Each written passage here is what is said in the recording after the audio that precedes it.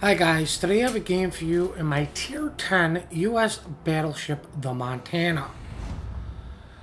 Now this is the first Tier 10 ship I've ever gotten, and the reason I did get the premium camo or the permanent camo for the ship is because way back in the day, Tier 10s didn't make money at all. You pretty much lost money. You had to have a really good game just to kind of break even or make some money. The other thing, depending on how much damage you did, is how much it costs your ship to get repaired. Now, when you do go into battle, you pay for the full price of your ship. So it doesn't matter if you leave the battle dead or at 100% HP, you've paid the entire price of your ship. Now, another thing is, going along with our theme, and I'm trying to stress this home with the last 3 battleship gameplays, is ammo selection. The days of battleships solely shooting AP sadly are gone. With the introduction of these icebreaker bows, buffing bows of cruisers means less and less overmatch and just citadeling things through the nose. Now, as far as battleships goes, the only one that can still pretty much lull pen anything is still the Yamato. But even that, I would say you should switch to HE even in that. Especially in a carrier game, guys. Because you gotta remember, your HE is going to strip way more AA than your AP. While your AP can't do it, HE usually does a better job. The other thing is, floods used to be the most dangerous thing against ships. So everybody would try to get the fires and then hope they would get a flood, because floods were pretty much a death sentence.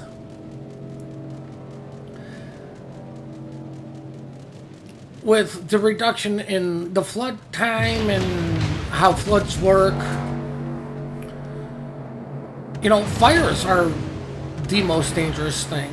Now, I noticed this guy slowing down at the last second, and like I said, you know, there really isn't any ships going through the bow of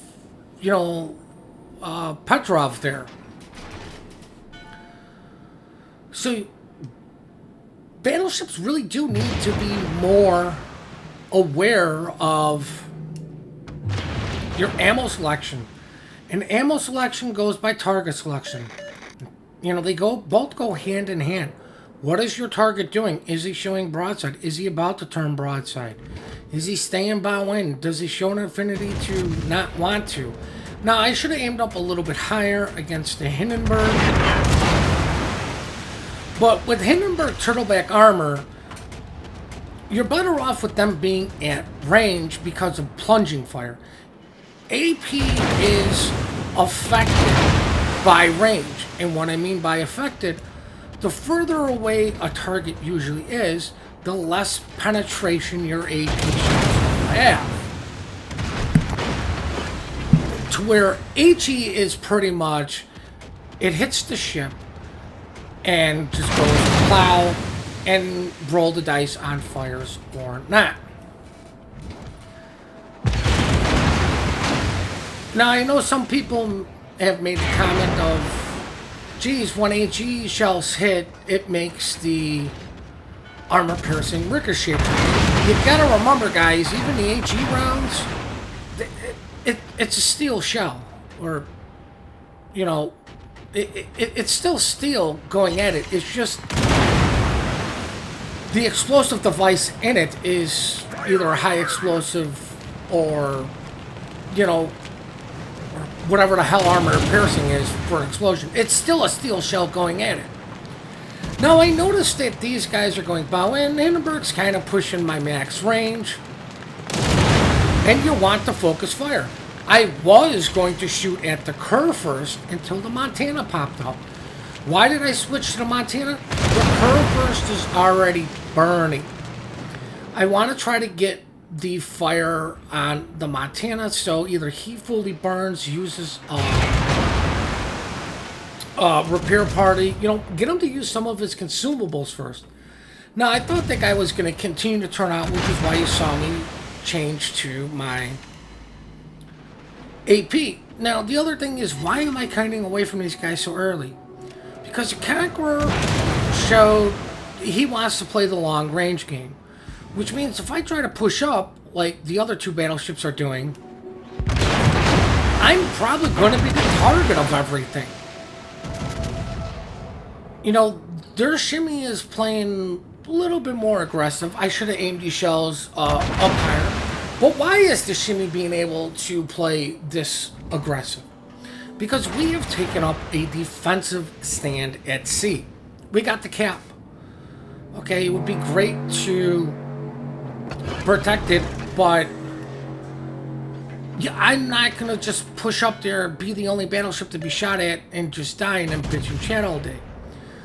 Now, I would have been better off with HE loaded up against this shimmy than AP, even though, AP is guaranteed damage if they connect.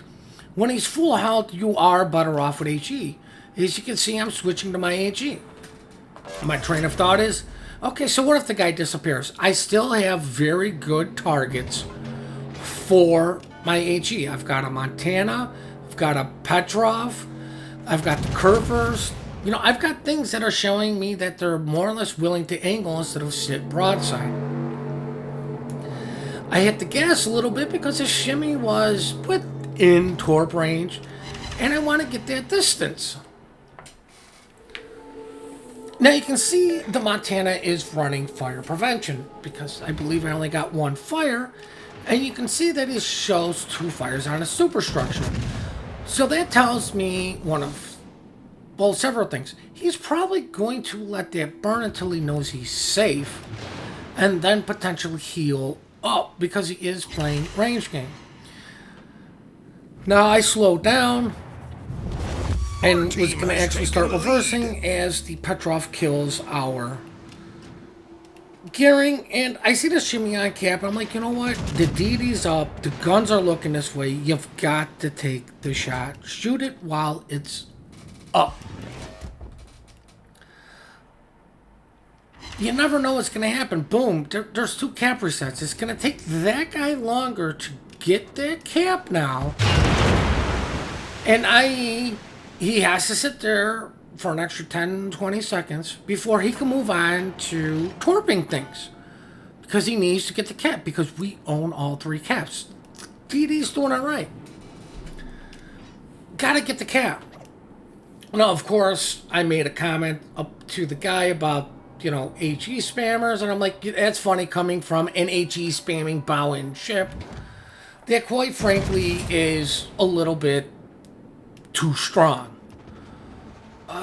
This notion that cruisers need to be the most dominant ship and battleships should do no damage, I don't like. I don't think battleships should just, delete anything, that's bow on while somebody playing it right. But, the lack of devastating strikes in this game is kind of sad. Because people used to make a bunch of montage videos.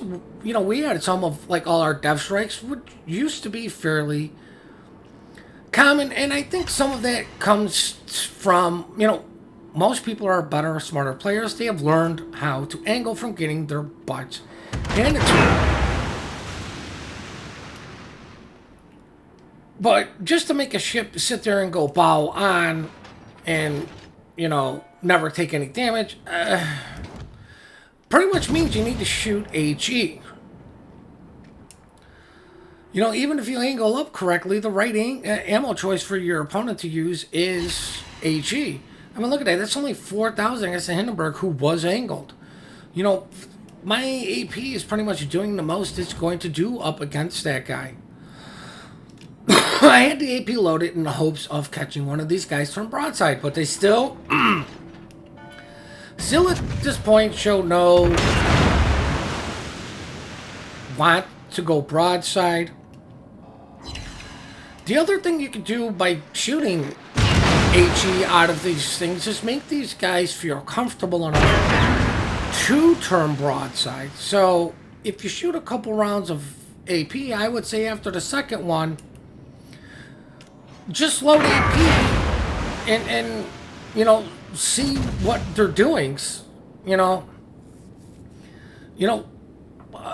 what I would say is, try to keep them honest. You know what?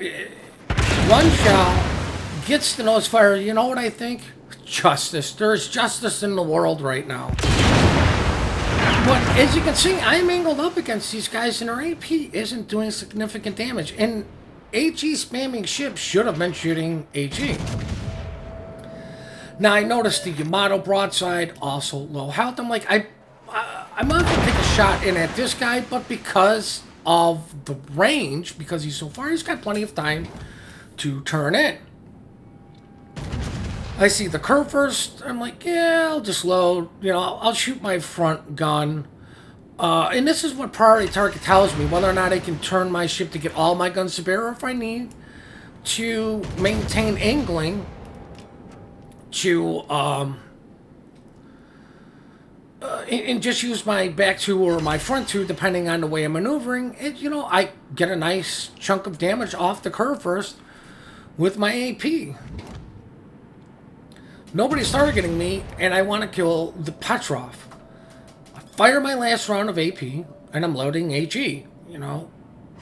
I want that guy dead. I want him out of the game.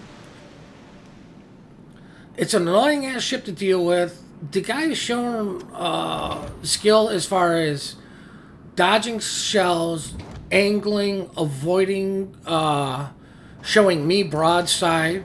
But see, right now these guys are all in the crossfire. Now, I wish the Conqueror was up there, because it would be way more of a devastating broadside, except, to a Wooster and a Minotaur. But the other thing is, you gotta recognize the situation for what it is now. The Montana was making his turn and falling back. There's the Petrov, there's the Montana. I've got the wrong ammo selected, but I was changing the AP.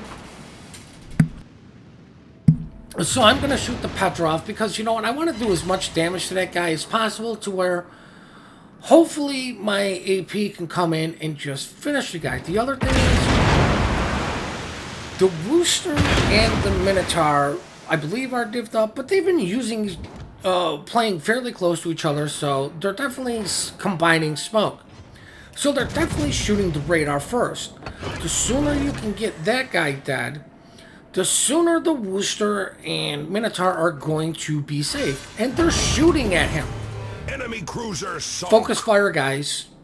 Zero communication, zero, hey, F3, or hey, let's kill this guy. All I did was pay attention to see what they were shooting at. That's one thing you need to do, too. Pay attention to who's shooting what. Now, I started turning my ship, I stopped turning my ship because we're not exactly losing, but we're not exactly winning. We are down on ships. Luckily, they have some low health stuff, so it's just a matter of who can do what. As I showed full broadside to that Montana, pretty much to get my rear turrets to connect on the curve first, and I knew it would only be my rear turrets on that guy. But I noticed the Montana and Yamato are starting to run. The curve first is on the B cap, which means he's going to be preoccupied with trying to cap, and I believe the only thing that can hit him besides the carriers myself. But because I was shooting a HE at this guy lost a lot of HE as the rocket planes come home, get a fire, and get that guy killed. That's the other thing. Getting people's DCP out is important, especially in a carrier game. We all know how much everybody hates carriers, but there are so many cruisers that shoot AG2. It's not a matter of who can get the fire, it's can you get the DCP down and get another fire. And if enough people are shooting at it, you're going to get a fire by sheer volume. Now, once again, the Montana is not wanting to show me sides, so it's one of those, like, okay, slow the HE, just load the correct ammo choice, Battle ends in and 5 go from minutes. there. There's the model low health. The other thing is, the carrier's right here. And I'm popping my fighter because, well, just to be frankly, Victory is in sight. I don't want to get AP'd shell. I'm going to show a little bit more side than I want to against the Montana, but I'm going to roll my dice with that guy's aiming over RNG from carrier planes. Luckily for me, because of the way I turned and aiming, he didn't do significant damage. Now, luckily, somebody did say something to the Conqueror about, like, how far is this guy going to run. But, you know, you can see the Conqueror still shooting the Montana, and the Conqueror has HE, so it's not a matter of who gets the fire, it's who can get the DCP down. Now, I'm dealing with 3 ships. 2 of who can shoot at me, and 1 of who can just send planes at me. Which means he's going to get optimal drops on me because I need to stay angled to a Yamato and a Montana. Which means I'm going to have to eat these torpedoes. Ignore the carrier, guys. Just ignore the carrier. Shoot a lower health ship. The Yamato needs to die. Guns out of the game. That's why I had AP loaded. Boom. Yamato's done. Now, ramming lesson for you guys. I will do 9,300 damage to that Montana. Which means if he was survivability expert and full health, I would not kill him.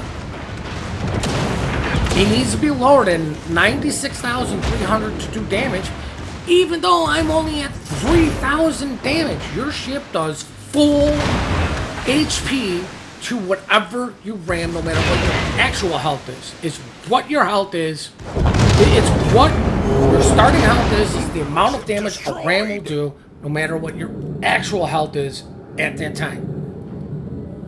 Ramming flags help. It helps mitigate damage, and it helps increase your damage, so all of that.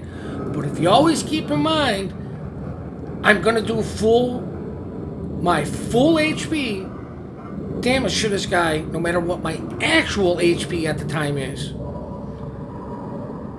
You got to remember that, guys. As this game is going to quickly end, Thunderer won, but, I mean, let's face facts, our Minotaur, really good AA ship, is going to outright kill the Hack, and spoiler alert, Thunderer is not going to get a cap because he's being harassed by our carrier. So at this point, guys, as soon as we see the Hack, we're just going to check out the post-battle results. But you got to remember, I can't hammer this home enough. You've got to remember, ammo selection, the days of just AP coming from battleships, is done. It's over with. You've got to use the right ammo. Now, I do hope you guys enjoyed this replay. I do hope you did learn something. And, I can't stress it enough. Over these last 3 battleship gameplays, ammo selection is going to choose your target selection. Your target selection is going to choose your ammo selection. They go hand in hand. And you have to see if you're in a carrier game, a non-carrier game. In a carrier game, you might be better off shooting a little bit more HE than you would AP just to strip the AA. Now, you guys got to remember, most importantly, got to compliment good teamwork, good team play, because we are slow to compliment, quick to report. I do appreciate all the support you guys do give me. Please hit that like and subscribe button, and have yourselves one heck of a great day.